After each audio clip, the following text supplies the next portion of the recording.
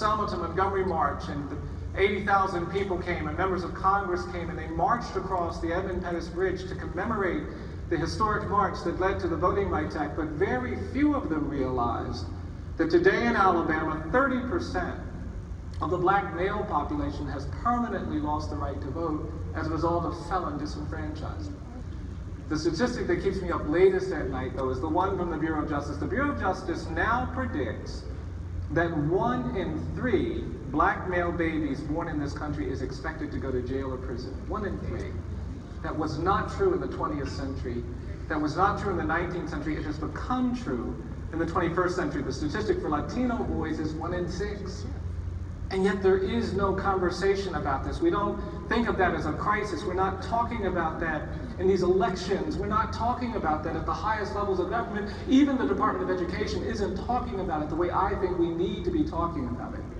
So I think we need to change things. I think we need to change the world. We need to change this country and the way it responds. And I could spend all of my time talking about the problems, but I don't want to do that. I want to talk about the solutions. I think there are 4 things that if we come together and reflect upon and then do, I believe we can change things. The first is that I am persuaded that if you want to change the world, you've got to get proximate to the people and the places where there's inequality and injustice. You cannot change the world from a distance. We've got a lot of policymakers trying to change things from a distance, and when you're far away, your solutions don't work. If you really want to make a difference, you've got to get close to the problems. There are nuances and details to the problems of children living in impoverished communities. There are challenges for kids living in the margins of our society. There are challenges for our students that are coming from families where there's abuse and neglect and despair. And if we don't get close to these communities, these children, these families, we will not have effective policies to help these young people. Proximity is essential if we're going to change things. Most of us have been taught our whole lives that if there's a part of town where the schools don't function very well, if there's a part of town where there's a lot of violence and abuse and neglect, if there's a part of town where there's a lot of despair, you should stay as far away from that part of town as possible. But this morning I'm going to argue that we should do the opposite. I believe we've got to get closer to the parts of our community where there's suffering and inequality and despair and abuse and violence. We've got to get closer to the people who are undocumented and hiding in the shadows, marginalized by disability and abuse. We've got to get closer to the people who experience inequality and injustice the most. And when we get proximate, I'm going to tell you, we become powerful. I think there's power in proximity. You don't have to have the answers to get proximate. You've just got to go. And when you go, you'll find that you have power that you didn't realize you had. I'm the product of someone's choice to get proximate. I grew up in a community where black children could not go to the public schools. I started my education in a colored school. And when I was a little boy, they didn't let black kids go to the public schools. There were no high schools for black children in my county when my dad was a teenager. And then lawyers came into our community and they made them open up the public schools. And because lawyers came into my community and got proximate to poor black kids like me, I got to go to high school. And I have no illusions about the fact that I would not be standing here if those lawyers had not chosen to get proximate. But because they chose to get proximate, I got to go to high school. I graduated from high school and then I got to go to college. Nobody had graduated from my family. No one in my family had gone to college and graduated, and so when I got to college, it was like stepping into this whole new world. I was very active in music. I was very active in sports. I went to college in Pennsylvania with this beautiful campus, and I was just stunned by how stimulating it was. To be honest, I loved college. And I was one of these really quirky, not very socially sophisticated college students. And I remember waking up one morning and just realizing that I loved college. And I actually said aloud to myself, I said, I love college. And I went into the cafeteria and I sat down with my friends and I said, you know what? I realized that I love college. And then I turned to my friends and I said, I'm going to spend the rest of my life in college. And my friends got up and walked away. I don't know what the problem was. And I was still so excited, I picked up the phone and I called my mom and said, Mom, I've made a decision. I'm going to spend the rest of my life in college. And my mother said, I didn't go to college, but I don't think they're going to let you do that. I said, no, Mom, they will. And I was a philosophy major in college. And so by the time I was a senior, I thought as a philosophy major, I was supposed to go out and think these deep thoughts. And I went out on the hillside sometimes and I would just sit there and think my so-called deep thoughts. And one day I was out there and somebody walked up to me and said, you know, you're a senior and you're a philosophy major. What are you going to do when you graduate from college? And I heard this as a very hostile question because I realized that nobody was going to pay me to philosophize when I graduated from college. So I frantically tried to figure out how to stay in school. And because nobody in my family had graduated from college, I didn't know that in this country, if you want to do graduate work in history or English or political science to get admitted to graduate school, you actually have to know something about history, English, or political science. I was very intimidated by this. I kept looking, and to be honest, that's how I found law school. It was very clear to me, you don't need to know anything to go to law school. And so I signed up for that. And a few months later, found myself sitting in a classroom at Harvard Law School, deeply disillusioned. Because I went there because I was concerned about racial inequality, I was concerned about poverty, I was concerned about social injustice, and it didn't seem like anybody was talking about race, or poverty, or injustice. I said, this isn't for me, and I finished my year at the Harvard Law School, and then I went to the Harvard School of Government. I decided to get a degree in public policy. I thought that would be better for me. And I started my year there, and I've been there a couple of months, and I woke up one morning and I looked in the mirror and I thought, wow, I'm even more miserable here than I was at the law school. They were teaching us to maximize benefits and minimize costs, but it didn't seem to matter whose benefits got maximized and whose costs got minimized. And I finished my year there, and I went back to the law school, and I was about to do this thing I hope none of you ever do. I was about to do this thing where I tried to rationalize pursuing a career in law that I knew was not going to be fulfilling.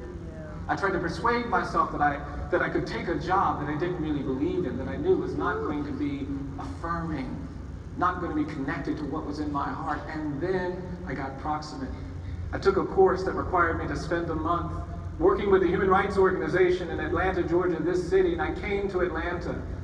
And I met these lawyers who were representing people on death row, and I was stimulated and inspired by these lawyers whose lives were animated by the work they did. Our office was just across the street from where we're sitting here right now. And after I'd been there a week and I was getting hopeful, one of the lawyers said, we need you to go to death row and just meet somebody we haven't had time to meet. Just go down there and explain to him that he's not at risk of execution anytime in the next year.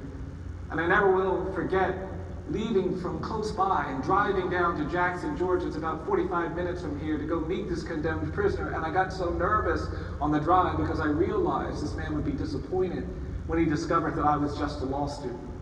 And I tried to rehearse exactly what I was going to say, and I parked the car in the prison parking lot, and I walked inside, and I entered this prison, which was dark and intimidating, and they took me back to the visitation room, and I was pacing back and forth because I was getting more and more nervous. And finally, after 10 minutes, they opened the door, and there stood the first condemned prisoner I'd ever seen.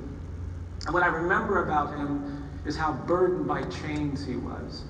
He had handcuffs on his wrist, he had shackles on his ankles, he had a chain around his waist. It took them 10 minutes to unchain this man.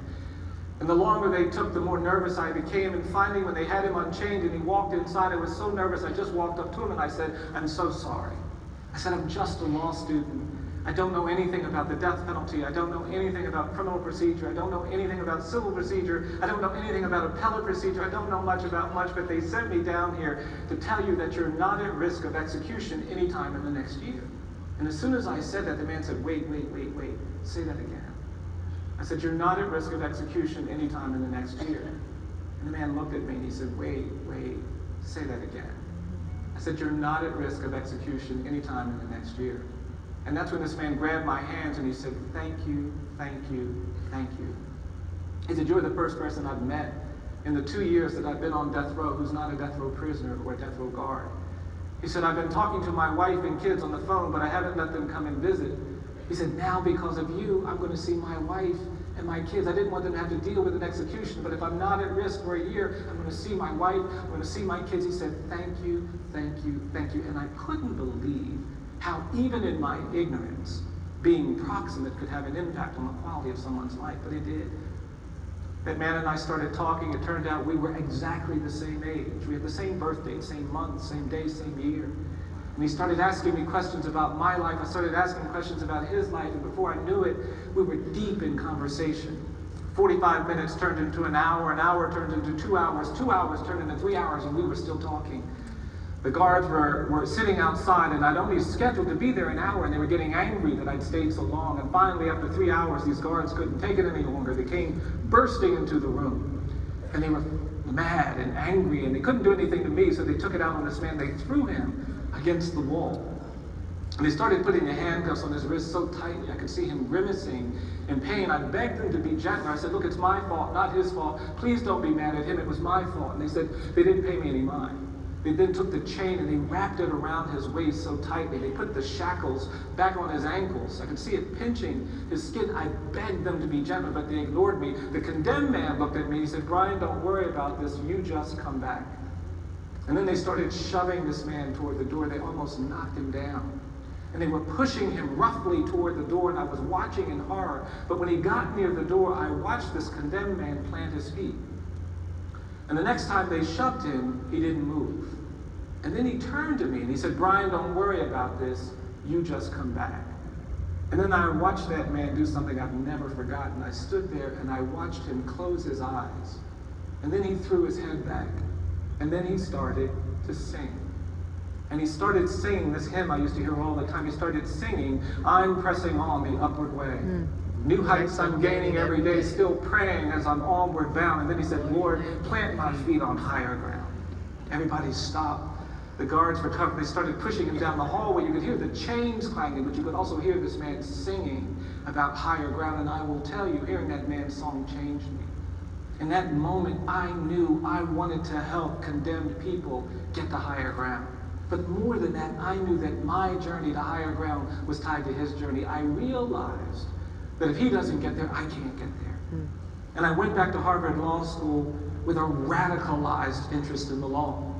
When I got back to law school, you couldn't get me out of the law school library. I needed to know everything about substantive due process and procedural due process. I became deeply engaged in the study of law because I now wanted to get condemned people to higher ground, and proximity gave me that. And if we get proximate to the families and the communities in our cities, if we get proximate to the poor, if we get proximate to those who are experiencing inequality and injustice, if we get proximate to those in jails and prisons and those who are coming out of jails and prisons, I believe we will find the power we need to change our communities, to create more justice. But proximity won't be enough by itself. The second thing I am persuaded that we have to do in this country is that we've got to change the narratives behind the problems that we are facing. You see, we have mass incarceration because we made some policy decisions. We decided to deal with drug addiction and drug dependency as a crime issue. We said people who are drug dependent, people who are drug addicted, we said they're criminals. Now, we could have said that that's a health problem. With regard to alcoholism, we said, no, that's a disease. And if you know somebody who's an alcoholic and you see them going into a bar, it would never occur to you to call the police. But with regard to drug addiction, we said, no, that's a crime. And because of that, we've put hundreds of thousands of people in jails and prisons, mostly people of color. But the reason why we made that policy choice has to do with a narrative. And the narrative is shaped by what I call the politics of fear and anger. For the last 50 years, our politicians have been preaching to us, be afraid and be angry. And they've used fear and anger to justify things that have sustained inequality. Fear and anger are things that we have to resist. Fear and anger are the essential ingredients of oppression, of inequality. If you go any place in the world where people are being oppressed, where people are being abused, and you ask the oppressors why they are doing what they do, they'll give you a narrative of fear and anger. And we've got to change that narrative if we want to change the world. I want to change the narrative about children in this country. Because we had criminologists 30, 40 years ago going around saying that we had a new species of child in America. And these criminologists were saying we've got these new kids. They may look like kids, they may act like kids, they may sound like kids. They said, but don't be deceived. They said, these are not children. And they came up with a new word that demonized a generation of children in this country. They said, these aren't children. They came up with this word. They said, these are, quote, super predators. And they used that label. And that label changed our education policy. That label changed the criminal justice system. We began lowering the minimum age for trying children as adults. We put thousands of children in adult prisons. We've got 13 states today that have no minimum age for trying a child as an adult. I represent 9 and 10-year-old kids who are facing 40 and 50 year sentences. We sentence children to die in prison. Schools changed. We began talking about zero tolerance, and we made our schools a pipeline. And this schoolhouse to jailhouse pipeline was constructed on the lie that some children aren't children. And one of the challenges that we face is that we've got to change that narrative. We've got too many schools in America where the teachers sound like correctional officers and the principals sound like wardens. We've got too many schools that don't offer love and compassion. What they offer is threat and menace. And I want to tell you something about the kids that I work with. We've got 200 zip codes in this country where 80% of the children are expected to go to jail or prison. And what these children are suffering from is trauma. There's an epidemic of trauma in America. And when you are born into a violent family, and you live in a violent neighborhood, and you go to a violent school, and your life is shaped by violence and abuse and neglect and people constantly threatening you, it will traumatize you. And you'll come to school with these heightened levels of cortisol and adrenaline. And the thing we have to do for these children is that we've got to make them feel safe. But we're not doing that too often. We make them go through metal detectors. We've got uniformed police officers. We say, if you mess up, we'll suspend you. If you mess up twice, we'll expel you. And this threat and menace mindset, this narrative of threat and menace has to be changed. I don't believe that we can change the world through fear and intimidation. We've got to change the world through compassion and love. What these children need is someone to hold them and make them feel safe. I want to say to the Department of Education, when you judge schools in this country, when you measure schools, you can't just look at these performance test scores. I think you are not a good school in America. If you have high rates of suspension, if you have high rates of expulsion, you are not a good school. You are failing the children that most desperately need education. If we want to do something to measure schools, let's measure these suspension and expulsion rates. Let's make those a formal factor. Let's incentivize keeping the kids who most need education in school. We've got to change the narrative for the children who are most at risk. I worked on a case some years ago involving a 14-year-old boy who lived in a household where his mother had been the target of a lot of domestic violence. This boy's mother had a boyfriend, and when this man would start drinking, he'd get violent. And one day the man had been drinking, he came home, he walked into the kitchen, he called the boy's mother into the kitchen. He didn't say anything, he just walked up to this boy's mother and he punched her in the face. She fell down, she hit her head as she fell. She was on the floor, unconscious and bleeding. Her son came running into the kitchen to help his mom. He tried to get the bleeding to stop, he tried to get his mom to revive, but he couldn't. And after 10 minutes, this child thought his mom was dead. She wasn't dead, but he thought she was dead. The man had gone into a bedroom and fallen asleep, and so the little boy got up and he walked into the bedroom. He was going to call the police, but then he remembered that this man kept a handgun in his dresser drawer. And so he walked over to that drawer and he opened it up and he pulled out the gun and he went over to where the man was sleeping and he pointed the gun at the man's head. The man was snoring. And when the man stopped snoring, this little boy panicked and he pulled the trigger and he shot this man in the head. This little boy was very small for his age. He was under 5 feet tall. He weighed less than 100 pounds. He'd never been in trouble before. He had no prior juvenile adjudications. He was a decent student, and he might have been tried as a juvenile, but for the fact that the man that he shot and killed, his mother's boyfriend, that man was a deputy sheriff. Oh, fuck. And because he was a deputy sheriff, the prosecutor insisted that this child be tried as an adult, and the judge immediately certified him to stand trial as an adult. He'd been in the jail 3 days before his grandmother got me involved in the case. I went to the jail to see this little boy, and I was stunned to see this terrified child walk into the visitation room. He sat down, and I started asking him questions, but no matter what I asked him, he wouldn't say anything. He just sat there. I finally put my pen down. I said, look, I can't help you if you don't talk to me. You got to talk to me. The little boy wouldn't say anything. He just kept sitting there. I got up. I walked around the table. I pulled my chair close. I said, come on, you got to talk to me. I can't help you if you don't talk to me. And he kept staring at the wall. He wouldn't say a word. I couldn't figure out what to do. And after a few minutes, I decided to just lean on him. I don't even know why, but I leaned on him. And when I leaned on him, he leaned back. And when he leaned back, I put my arm around him and I said, come on, you got to talk to me. I can't help you if you don't talk to me. And that's when this little boy started to cry. And through his tears, he began talking to me, not about what happened with the man, not about what happened with his mom, but he started talking to me about what had happened at the jail. He told me on the first night, several men had hurt him. He told me on the next night, he'd been raped by several people. He told me on the night before I'd gotten there, so many people had hurt him, he couldn't remember how many there had been, and I held this little boy while he cried hysterically for almost an hour. I finally got him calm. I said, look, you stay right here. I'm going to get you out of here. And I never will forget trying to leave that jail, and that little boy grabbing me by the arm so tightly. He said, please don't go. Please, please don't go. I said, no, it's okay. It's all right. You stay right here. I'm going to get you out of here. And I left that jail, and the question I had in my mind when I left that jail was, who is responsible for this? And the answer is, we are. We are.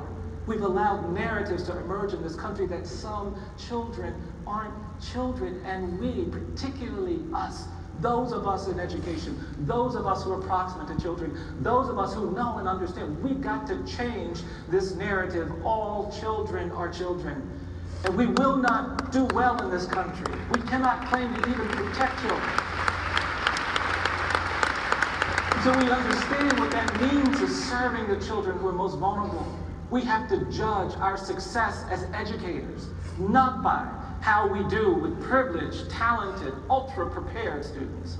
We have to judge our success as educators by looking at how we deal with students who are dealing with disabilities and struggles and trauma and neglect. I think our commitment to children, our investment in children cannot be measured by looking at how we treat the privileged children, the powerful children, the affluent children. We've got to look at how we treat the poor children, the neglected children, the incarcerated.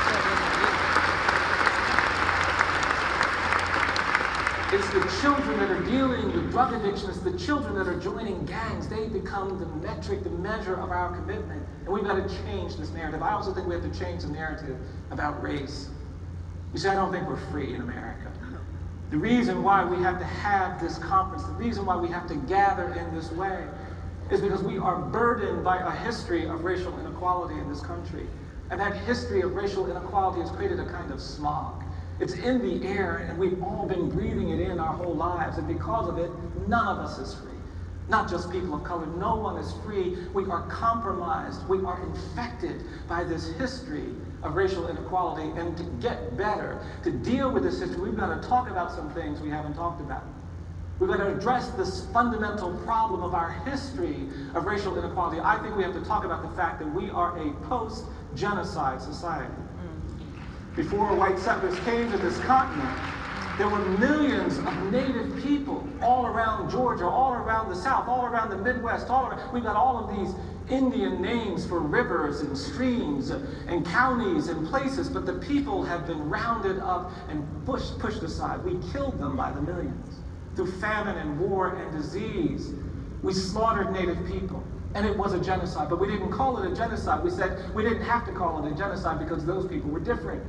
We said their racial difference made it not a genocide. We said, no, those aren't people. We said those are savages. And that narrative of racial difference is what we use to shield ourselves from doing the things you're supposed to do when you're a post-genocide society. When you're a post-genocide society, there are things you've got to do, and we haven't done them. And that narrative of racial difference was the problem that gave rise to centuries of slavery.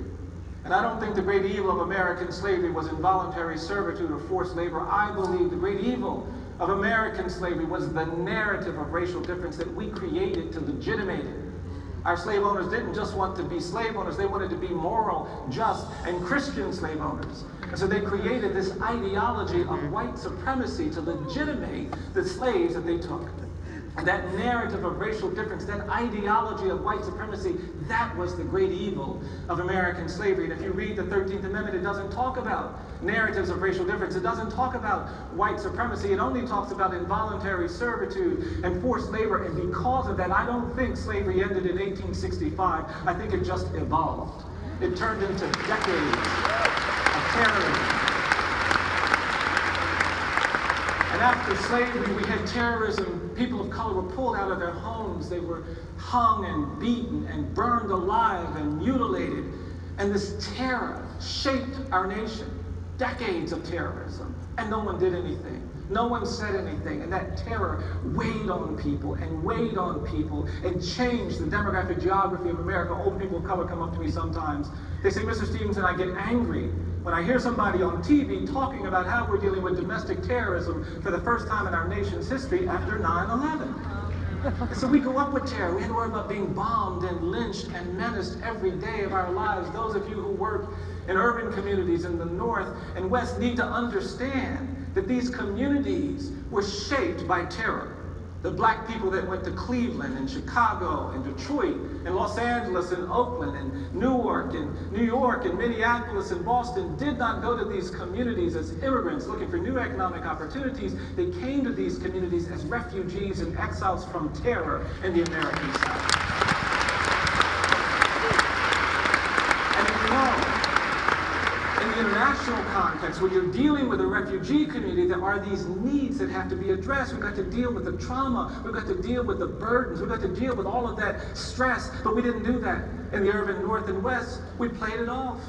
And that narrative hasn't been addressed. And then we get into the civil rights movement, where people courageously resisted and stand up to fight back. And it's important that we celebrate those who did that. But I worry when we teach civil rights in this country, I worry that we're too celebratory.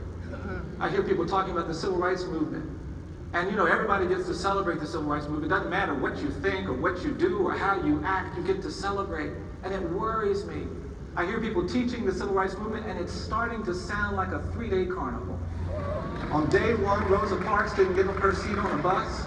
On day 2, Dr. King led a march on Washington. And on day 3, we changed all the laws and racism was over. And it would be great if that's our history, but that's not our history. Our history is that for decades in this country, we said to black people, you can't vote just because you're black. We said to black people, you can't go to school because you're black. My parents were humiliated every day of their lives. They'd see these signs that said white and colored. They weren't directions, they were assaults. They were injuries, and we haven't treated these injuries. We should have committed ourselves to a process of truth and reparations in the 1960s, but we didn't do it. We played it off, and now that narrative of racial difference is still alive. It's still manifesting itself, and I don't have to tell any of you any of this because you already know it. Today, there is a burden. There is a presumption of dangerousness and guilt that burdens every person of color in this country.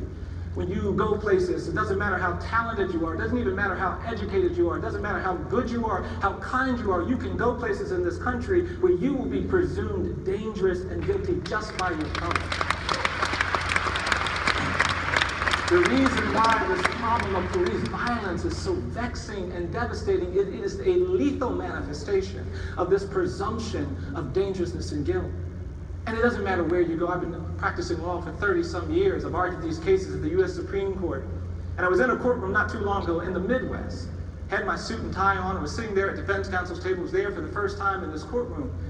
And the judge walked in and saw me sitting at defense counsel's table. And he said, hey, you get back out there in the hallway and you wait until your lawyer gets here. I don't want any defendant sitting in my courtroom without their lawyer. And I stood up and I said, I'm sorry, Your Honor. I didn't introduce myself. My name is Bryan Stevenson. I am the lawyer. And the judge started laughing. And the prosecutor started laughing. And I made myself laugh because I didn't want to disadvantage my client. The client came in, a young white kid I was representing. Afterward, I was sitting there thinking, what is it that when this judge saw a middle-aged black man in a suit and tie sitting at defense counsel's table, it didn't even occur to him that might be the lawyer. What that is this narrative of racial difference, and we've got to change the narrative. If you go to South Africa, you can't spend time there without hearing about the legacy of apartheid. South Africans will make you understand what apartheid was like. If you go to Rwanda, you can't go there without hearing about the challenges created by the genocide. They will make you understand the legacy of the genocide. If you go to Germany today, you can't go to Berlin, Germany and go 100 meters without seeing a marker or a stone that's been placed next to the home of a Jewish family that was abducted during the Holocaust. The Germans want you to go to the memorials. They want you to go to the Holocaust memorial. They want you to talk about and understand that legacy. But in this country, we don't talk about slavery. We don't talk about lynching. We don't talk about segregation. We're sitting in a city. We're buried in the grounds are the bodies of thousands of people who died from enslavement. We're sitting next to places where surrounding us, hundreds of people were lynched, mutilated, burned alive. And we are silent about that. We've got to change that narrative. We have a project at the Equal Justice Initiative. We're putting up markers at every lynching site in America. We want to go every place in this country. I don't think you can actually educate your students if you're living in a county where people were lynched and we don't know about where those lynchings are. I don't think we can actually get to the kind of understanding that we need to create a just nation until we understand the burden of slavery, the burden of the genocide. We brought some calendars here. I hope you'll take them. I hope you'll go to our site and use these materials. I hope you'll partner with us and find ways to engage in this narrative changing work. I believe we cannot change the world without changing this narrative. We're going to build a museum in Montgomery. It's going to open next summer. It's called From Enslavement to Mass Incarceration. It's not going to be a happy celebratory thing. It's going to be a museum designed to make you walk through it. And when you come out, when you go to the Holocaust Memorial, you come out and you say never again. Well, we need to begin saying never again about the genocide, never again about slavery, never again about segregation.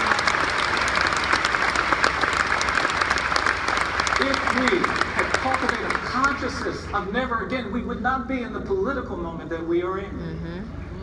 We've got to change the narrative, but even that won't be enough. The third thing we have to do, it's not going to be enough just to be proximate and change the narrative. The third thing I'm persuaded we have to do is we have to stay hopeful. And I say that because I really do believe it's important that you protect your hopefulness. You cannot allow yourself to become hopeless. Hopelessness is the enemy of justice. Injustice prevails where hopelessness persists. And when you become hopeless, you become part of the problem. It's not even that you're neutral, you're part of the problem. Hope is essential for changing the world. It is essential for justice work because hope is what gets you to stand up when other people say sit down. Hope is what gets you to speak when other people say be quiet. Without hope, you cannot do the things that we need to do in this country. So you've got to identify the things that make you hopeless and you've got to protect yourself. You've got to battle with those things. And I can't tell you what makes you hopeless. I'll tell you a little bit about what makes me hopeless. When I leave here, I'm going to drive back to Montgomery, Alabama. That's where I live. It's probably the worst place in America for me to live. And I say that because the thing that really challenges my hope dynamic, the thing that really provokes me, is that I really do not like it when people start trying to glorify the past, when they start talking about the good old days of the 40s and 50s. When we try to romanticize our history when it's not romantic, when people talk about the good old days of the 1900s, the early 1900s, it provokes me. In my state of Alabama, Jefferson Davis's birthday is a state holiday. Confederate Memorial Day is a state holiday. We don't even have Martin Luther King Day in Alabama. We have Martin Luther King / Robert E. Lee Day.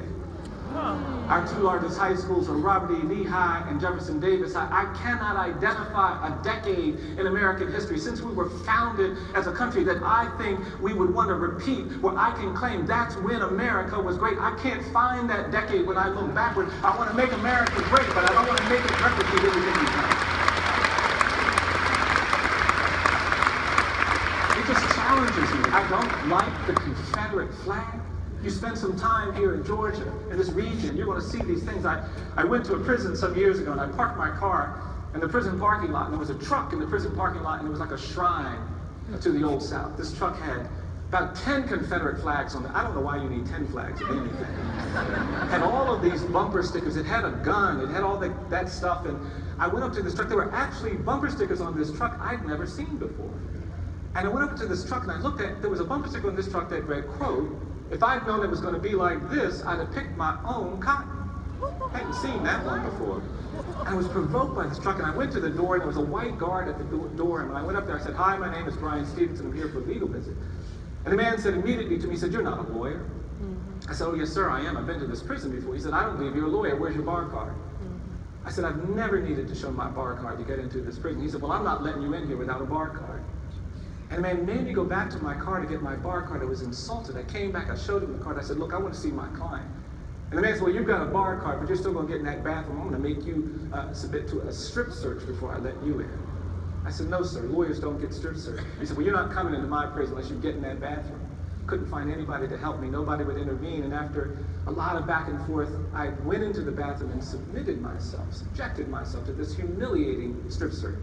I came back out trying to recover some dignity. I said, "Look, I want to see my client now." And the man said, "You've got to go back there and sign the book." I said, "Lawyers don't have to sign that book." He said, "You're coming into my prison, you go back there and sign the book." So I did. And finally, this man took me over to the door, and I was just trying to get away from him. And he unlocked the door, and I tried to walk past him, but he grabbed me by the arm. He said, "Hey, let me ask you something." He said, "Did you see that truck out there with all of those flags and bumper stickers?" I said, "Yeah, I saw that truck." He said, "I want you to know, that's my truck." Really provoked me. I was in the visitation room angry, waiting for this client to come out, somebody I'd never met before. And finally, this young client comes out, a young African-American man. He comes out, he sits down, and the first thing this client says to me when he sits down is, quote, "Did you bring me a chocolate milkshake?" And I thought to myself, this is the strangest day I've had in a really long time. I said, "No, I didn't bring you a chocolate milkshake. I'm your lawyer. I'm here to represent you." And I started asking my questions, and then I realized he wasn't paying attention. So I put my pen down and I said, "Look, man, I'm sorry. I didn't realize you wanted me to bring you a chocolate milkshake. The next time I come, if they let me, I'll bring you a chocolate milkshake." And that's when this man smiled and smiled and smiled, and I realized he was severely disabled. It turned out that he had been in 29 foster homes by the time he was 10. At the age of 13, he began showing symptoms of bipolar disorder. He couldn't get medical care, so he started using crack cocaine. At the age of 15, he was using heroin. At 16, he showed symptoms of schizophrenia. At 17, he was homeless. At 18, he began having psychotic episodes. At 19, in the midst of a psychotic episode, he was on the street and a man walked by. This client thought he was about to be attacked by a demon. It was just a man walking by, but he stabbed that man to death. He was charged with capital murder. He was quickly convicted, quickly sentenced to death. I got the trial transcript. I read through it. I couldn't find the words mental health, mental illness, mental disease, mental disability anywhere in that transcript. He was terribly defended. And one of the challenges that we have in our criminal justice system is that we have a system that treats you better if you're rich and guilty than if you're poor and innocent. Wealth, not culpability, shapes outcomes. So we decided to get involved. We started working on this man's case. We put together a presentation for the court. We had experts and witnesses who were to come and testify. And it was time to go to court, which was a couple of hours from the prison. And I explained to my client I was never able to bring him a chocolate milkshake. I said, "I need you to pay attention." He said, "I'll try." I was about to start the hearing when I turned around, and lo and behold, who do I see in the courtroom? That guard. Hadn't seen him since that one encounter. And he was just glaring at me. I said, "I'm not going to be distracted by that guy." And we put on our witnesses and we put on our case. And over the next 3 days, I was pleased to see the judge paying attention, and I was getting hopeful about what we might do for this young man. And now, about a month after the hearing, I decided to go visit him. And I drove down to the prison and I parked my car in the prison parking lot. And I was walking inside, and lo and behold, what do I see in the parking lot? That truck. And I was having one of those days where I just didn't think I could put up with a lot of foolishness. So I said, "You know what? I drove 2 hours to get here, but I'm not going to deal with that guy today. I'm going to come back another day." And I turned around to actually go back to my car, but when I turned around, I started hearing that song we used to sing all the time. We used to sing this song where they'd say, "Can't let nobody turn me around, turn me around, turn me around." And I realized I wasn't supposed to turn around. So I got my bar card and I went up to the front door, and sure enough, that guard was there. I said, "Hi, my name is Bryan Stevenson." And the man immediately cut me off. He said, "Hello, Mr. Stevenson, how are you?" I said, "I'm fine. Here's my bar card." He said, "I don't need to see that." I said, "Well, thank you. I'll go in the bathroom and get ready for your search." He said, "Oh, we're not going to do that today." I said, "Well, thank you." I said, "I'll go back here and sign the book." He said, "Mr. Stevenson, I saw you coming and I signed you in." I said, "Thank you." He turned around to take me to the door, and I was walking to the door trying to figure out what is going on. And I was sort of walking kind of lightly on my feet because I knew something bad was really about to happen. And I was really confused following this guy. And we got over to the door, and I watched this man reach into his pocket and pull the keys out. And then he tried to unlock the door, but his hands started shaking so badly he could not get the key in the lock. And I was staring at him, watching his hands shake, couldn't figure out what was going on. And finally, after a few minutes, he got his hand steady enough to put the key in the lock, and he unlocked the door, and he turned around, and his face was bright red. And then he said to me, he said, Mr. Stevenson, something I've got to say to you." I just stood there. He said, "I need to tell you something." He said, "I was in that courtroom when you did that hearing for those 3 days, and I was listening." He said, "I want to tell you something." He said, "I want you to know that I came up in the foster care system too." He said, "I had it really, really bad." He said, "I didn't think anybody had it as bad as I did, but I realized listening that maybe your client had it worse than I did." And then this man looked at me. He said, "Mr. Stevenson, there's something I want to say to you." He said, "I've been thinking about this, and I'm glad you're here." He said, "I want you to know that I think what you're doing is a good thing." And then this man looked at me, and he said, "Mr. Stevenson, I hope you keep fighting for justice." He put his hand out and said, "Sir, can I please shake your hand?"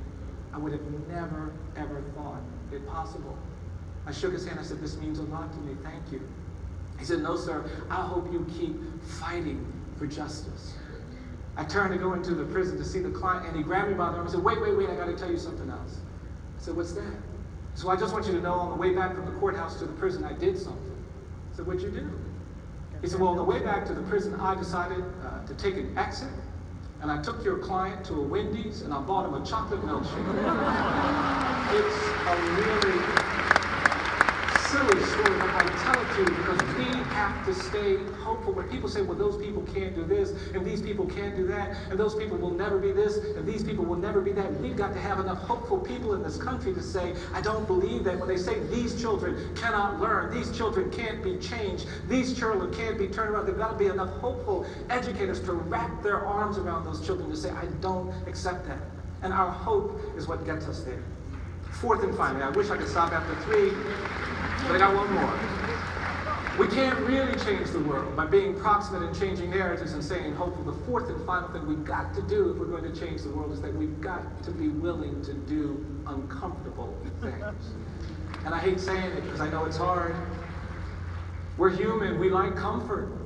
And I understand that, but I am persuaded that we cannot change the world until we decide that we're going to do uncomfortable things. And you've got to make a decision, because we're biologically and psychologically propelled to do what's comfortable. And to do what's uncomfortable means we have to push ourselves. We've got to will ourselves to do the uncomfortable. And believe me, I wish it wasn't like this. I've done some research on this. I've tried to find examples where oppression was ended, where justice prevailed, where equality triumphed, where nobody had to do anything inconvenient or uncomfortable. You can't find any examples of that. It only happens when people do the uncomfortable and the inconvenient. And don't get me wrong, I'm not speaking against comfort. I like comfort. I'm not against comfort. I gave a talk down in Mississippi. The people met me at the airport. And they said, "Oh, Mr. Stevenson, we know all about you. We know what kind of lawyer you are. We read your book. We know what kind of work you do. And we have to tell you that we're having our conference at the luxurious Doubletree Hotel. And we decided that you would not want to stay at the luxurious Doubletree Hotel." They said, "So we've asked one of the farmers to put you up at the barn." I said, "What is wrong with you?" I said, "Of course I want to stay at the luxurious Doubletree Hotel. I like those chocolate chip cookies just like everybody else." That's not what I'm talking about. And what I'm talking about is that sometimes you have to position yourself in uncomfortable places. And you've got to be a witness. I've had the great privilege of winning freedom for people. I had a client spent 30 years on death row for a crime he did not commit.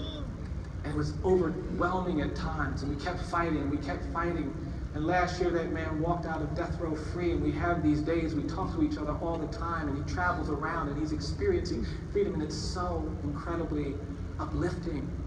But I will also tell you we've had some difficult days. When I leave here today, I'm going back to Alabama, where tonight a man is scheduled for execution. And when we have executions in Alabama, they can be overwhelming. And a few years ago, we had an outbreak of executions. Every other month, somebody was facing execution. And we don't have a right to counsel in this country for people on death row. We don't provide lawyers to death row prisoners as a matter of constitutional right. And so we made the commitment to represent everybody facing execution without a lawyer. And I watched my young lawyers get beat down by these executions, and I felt bad. I said, "You know what, you all take a break, I'll take the next one." And I got involved in a case involving a man who was scheduled to be executed in 30 days, and I got the records, and I quickly learned that he suffered from intellectual disability. He had mental retardation, and our courts had banned the execution of people with mental retardation. So I went to the trial court and said, "You can't execute him, he suffers from intellectual disability." But the trial judge said, "It's too late, it should have been raised earlier." I said, "It's not too late." The trial judge said, "No, too late." And I went to the state court, they said, "Too late." The appeals court said, "Too late." The federal court said, "Too late."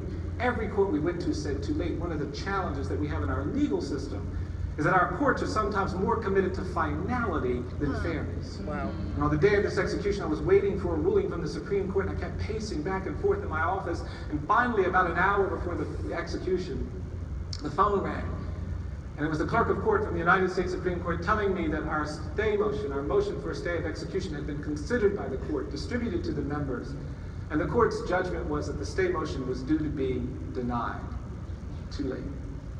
I hung up the phone and I picked it back up to call this man, and the hardest thing I have to do is say to someone facing execution, and I said it to this man, I said, I'm so sorry. I cannot stop this execution. And that's when this man started to cry. And then he began to sob. And I was holding the phone, and this man was just sobbing. And it was so painfully uncomfortable. And then he said something to me. He said, Mr. Stevenson, I got something really important that I have to say to you. He said, please don't hang up until I tell you what I have to tell you. And I said, of course. And then this man tried to say something to me, but in addition to being intellectually disabled, he had another challenge. When he got nervous, when he got overwhelmed, he would begin to stutter. He had a speech impediment that would manifest itself, and all of a sudden, he could not get out a single word. I was standing there holding the phone, while this man, through his tears, was trying to say something. He kept trying to form a word. He kept trying to get his brain and his mouth to get together. He kept trying to get a word out, but he couldn't. And he kept trying, and he kept trying. And the guards were trying to rush him, which just made it worse. And he kept trying, and he kept trying. And the harder he tried to talk and failed, the more he was just ripping my heart apart. Before I realized it, tears were running down my face. I was just standing there in agony, painfully uncomfortable. And then my mind wandered a little bit. I remembered how when I was 9 or 10 years old, I'd gone to church one Sunday. And my friends and I were talking, my brother and I were talking. There was this kid standing in front of us, and there was this little skinny kid who wasn't saying anything. And I remember looking to that little boy and saying, what's your name? Where are you from? And then the night of this execution, I remembered how that little boy also couldn't get his words out. He stuttered and couldn't get his words out. And then I remembered doing something really ignorant. I laughed. And my mother was standing across the room, and she saw me laughing at this little boy. And she gave me this look I'd never seen before.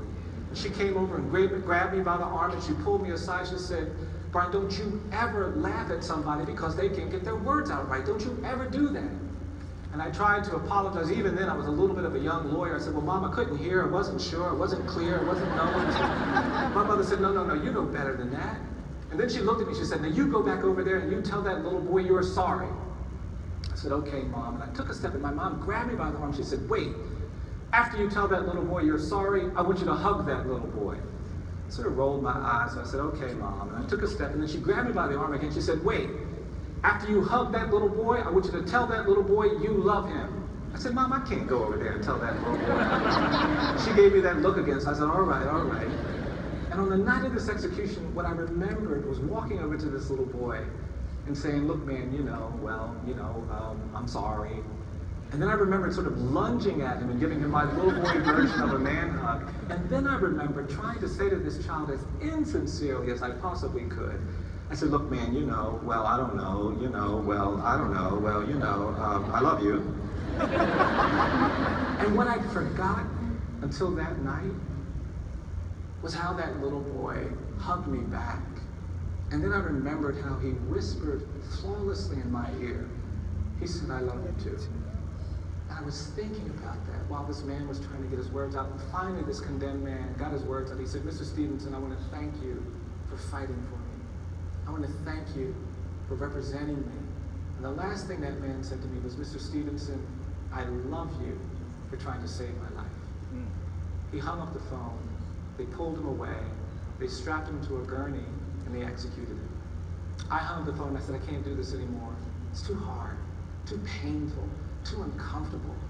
I kept thinking about how broken he was. And the question I had in my mind is, why do we want to kill all the broken people in this country? What is it about us that when we see brokenness, we want to crush it and hurt it and throw it away? It's the broken children that are first to be discarded. I don't understand it. And then I realized all of my clients are broken people. I represent the broken. My clients have been broken by poverty, broken by racism, broken by neglect, broken by abuse, broken by despair.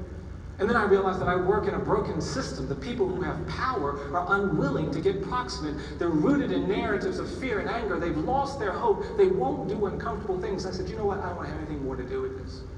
And I sat down trying to reconcile myself to not doing this work anymore. And I was just sitting there, and something told me, you better think about why you've been doing what you've been doing. And I just sat there for a while, and then all of a sudden I had this realization that shocked me.